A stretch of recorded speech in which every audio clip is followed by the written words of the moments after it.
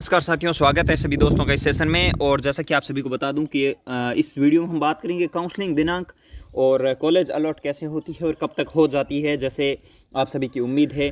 इसमें सबसे बड़ी प्रॉब्लम उन भाइयों के लिए हो सकती है जिन्होंने पीटीटी और बीएसटीसी दोनों एग्ज़ाम दिए हैं। अब उनके मन में यह कि सबसे पहले किसकी काउंसलिंग होगी। अगर पीटीटी की हो जाती है तो फिर वंचित बीएसटीसी से रह जाते हैं, या कोई भाई बीएसटीसी करना चाहते हैं। अगर बीएसटीसी की हो जाती है और बीएसटीसी में अच्छा स्कोर है, पीटीटी में कम भी है, और सोचते हैं कि अगर पीटीटी में ना हुआ तो बीएसटीसी में हो जाएगा, तो ये सबसे बड़ा संशय है। इसका क्या करेंगे, क्या सॉल्यूशन है, कंप्लीट बात इस वीडियो में करेंगे। और काउंसलिंग दिनांक पर जहाँ तक कोशिश करूँगा मैं पिछले डाटा के आधार पर ऑफिशियली जानकारी देने की, तो आपको अंत तक ज़रूर जुड़े रहना है। चैनल पर नए तो सब्सक्राइब जरूर करना है, अपने दोस्तों के साथ शेयर करना है और वीडियो को ज़्यादा से ज़्यादा लाइक करना है। इसके साथ ही अगर आप भी यूट्यूब चैनल चलाते हैं तो टेक्निकल एलएमपी चैनल को जरूर सब्सक्राइब कर लेना, लिंक डिस्क्रिप्शन में। तो चलिएगा, इस सेशन को शुरू करते हैं। इसके साथ ही बता दूं कि आप जो भी कमेंट कर रहे हैं, जो मैंने कल Q&A एक सेशन का वीडियोज अपलोड किया था, आप चैनल पर जाएंगे तो वहाँ आपको मिल जाएगा। उसके नीचे जितने आप कमेंट करेंगे उसका Q&A सेशन आज या कल शाम तक आ जाएगा, जिसमें कि आप सभी के जितने आप कमेंट करें उनके वीडियोज़ के माध्यम से उत्तर आप सभी को दे दूंगा। तो उस वीडियो के नीचे जितने जहाँ तक कमेंट हो कर देना, वहाँ के मैं उत्तर दे दूंगा। Q&A सेशन है, BSTC Q&A नाम लिखा हुआ, ठीक है। जहाँ तक कोशिश करिए वहीं कमेंट करिए, ताकि वहाँ के कमेंट जितने भी होंगे मैं उत्तर दे दूंगा। तो चलिए इस सेशन को शुरू करते हैं।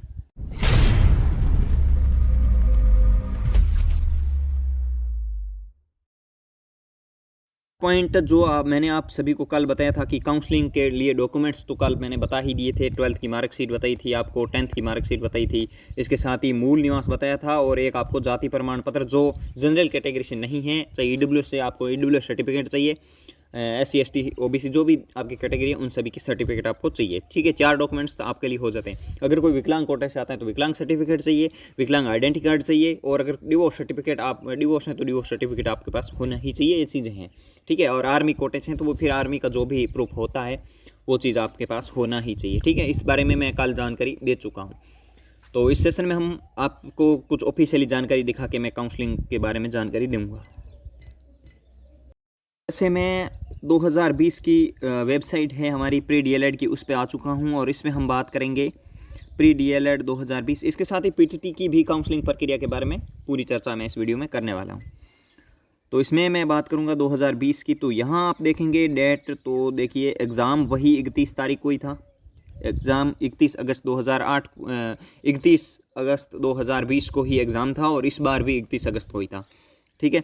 रिज़ल्ट आया था अब की बार लगभग आपका 27 तारीख ने आया था BSTC का, और पिछली बार आया था लगभग 2-3 अक्टूबर को आ गया था। पिछली बार जो आपकी काउंसलिंग प्रक्रिया शुरू हुई थी वो हुई थी schedule deposit counselling registration fees 26/10 यानी 26 अक्टूबर 2020 से आपकी है वो फीस प्रक्रिया शुरू हुई थी। यानी कि काउंसलिंग के लिए फॉर्म भरना शुरू हुआ था, 3000 रुपये की फ़ीस डिपॉजिट होना शुरू हो गई थी। उसी के साथ ही कॉलेज चूज करने का ऑप्शन, मतलब आपको काउंसलिंग प्रक्रिया करने का ऑप्शन कब दिया गया था, 26/10 को। यानी कि मान के चलिए कि 20 दिन मैक्सिमम लिया था। कितना दिन टाइम लिया था मैक्सिमम आपका? अधिकतम अगर आप मानेंगे तो कितना दिन लिए हैं? 20 दिन आपसे लिए हैं, क्योंकि 4-5 अक्टूबर को रिजल्ट आता है, 26 को आपका काम ये शुरू कर देते हैं। अब की बार अगर 27 को आया तो लगभग आप 20 दिन, 15 से 20 दिन आप मैक्सिमम मान के चलिए। तो लगभग आपकी तारीख अगर मानेंगे तो 17-18 अक्टूबर तक आपका काम करना शुरू कर देगा। यानी 17-18 अक्टूबर तक BSTC की काउंसलिंग प्रक्रिया शुरू कर देंगे। ये चीज़ ध्यान रखना, काउंसलिंग प्रक्रिया 17-18 अक्टूबर तक शुरू कर देंगे, पिछले डाटा के हिसाब से देखें तो, क्योंकि ये हमेशा इसी तरीके से चलती रहती है, इतना ही टाइम लेते हैं।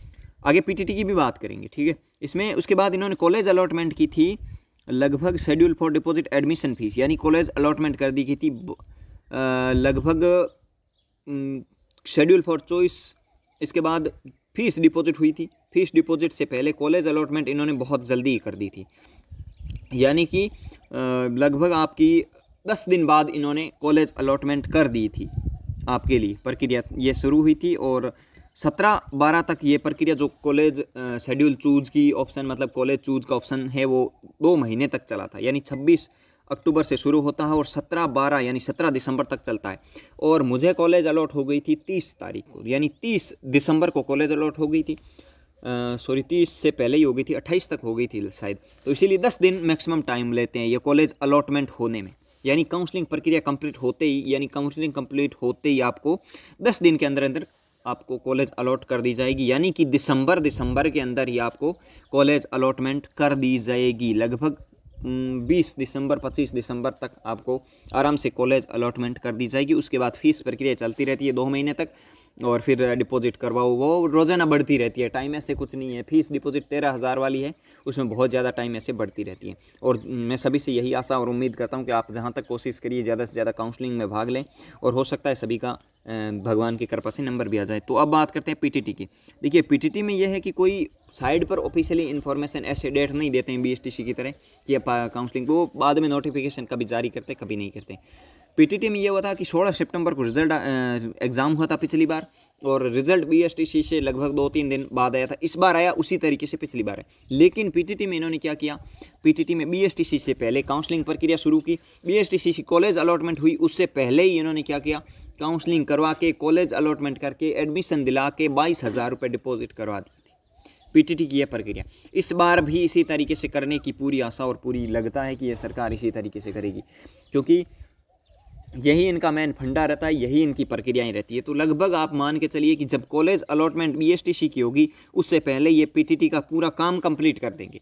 इसलिए रिस्क तो है भैया, रिस्क आपको खुद को लेनी पड़ेगी। अगर बीएसटीसी के अंदर अच्छा स्कोर है, लगभग अब की बार अपनी रैंक देख लीजिए यार, पिछली बार जिसकी 385 पर रैंक थी ना, वो अब की बार 357 पर रैंक है। तो फिर कितना अंतर है, कितना अंतर, बहुत ज़्यादा अंतर आप मान के चलिए। अब की बार बच्चे को बहुत कम नंबर आए हैं, क्योंकि 12th इतनी अच्छी गई नहीं थी, तैयारी इतनी अच्छी थी नहीं, इसीलिए आपके बहुत कम नंबर बने हैं। इसलिए हो सकता है कि आप सभी का नंबर आ जाए, और अगर बीएसटीसी करना चाहते हैं तो इंतज़ार करिए, वरना फिर जो भाई पीटीटी करना चाहते हैं 2 साल वाली या 4 साल वाली, जो भी, उसके कट ऑफ का वीडियोज़ भी जल्दी से जल्दी आ जाएगा। अब की बार पीटीटी की भी कट ऑफ पिछले के मुकाबले थोड़ी सी ऊपर जाने की संभावनाएँ हैं। हालाँकि सीट तो 1,44,000 है, लेकिन फिर भी थोड़ी प्रॉब्लम है। इसलिए ये प्रक्रिया दोनों की सेम चलती रहेगी। लेकिन पीटीटी पिछली बार तो ऐसे ही किया था, और अब की बार भी इसी तरीके से करने जा रही है, हो सकता है। अब देखते हैं शेड्यूल कब तक ये जारी करते हैं। लगभग आपका मान के चलिए बीएसटीसी तो आपका लगभग 17-18 अक्टूबर तक काम करना शुरू कर देगी, उससे पहले पीटीटी एक्टिव हो जाएगी। पीटीटी लगभग 10 अक्टूबर तक से पहले एक्टिव कर देगा, और आपको बोल देगा कि फीस डिपॉजिट करो, वो करो, ये करो।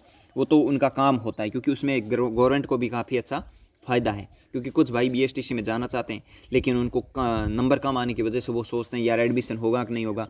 फिर उसके बाद एडमिशन भी हो जाता है, बीएसटीसी में कॉलेज भी अलॉट हो जाती है, लेकिन पीटीटी में पहले 22,000 फीस भरने के बाद हम क्या करें, या हमारे पास ऑप्शन ही नहीं बचता है। तो ये प्रक्रिया है, इसका देखिए सॉल्यूशन खुद ब खुद निकालना पड़ेगा। खुद से सोचिए कि अगर पीटीटी में होता है तो फिर L2 में ही एलिजिबल हैं, हो सकता है L1 का, मैंने एक प्रक्रिया का वीडियो बनाया है लेवल L2 L1 विवाद पर, वो भी आप ज़रूर देखना। और भी अगर किसी भी तरह का कमेंट है तो कमेंट कर देना, और जहाँ तक कोशिश है आपको टाइम टू टाइम इन्फॉर्मेशन देता रहूँगा। और इस बार की रीट ने बहुत बड़ा आने वाले समय में नुकसान पैदा किया है, वो मैं आप एक गुरुजी के साथ, यानी एक टीचर्स 2018 में सेलेक्टेड है, उनके साथ मिलकर एक वीडियो बनाने वाला हूं, जो मोटिवेशन भी देंगे और जो आप सभी को बता देंगे कि रीट की किस तरह से प्रक्रिया होती है, क्या होता है। चलिए इस सेशन के यहाँ विराम देते हैं, मिलते हैं एक नए वीडियो के साथ, तब तक के लिए जय हिंद, जय भारत, धन्यवाद।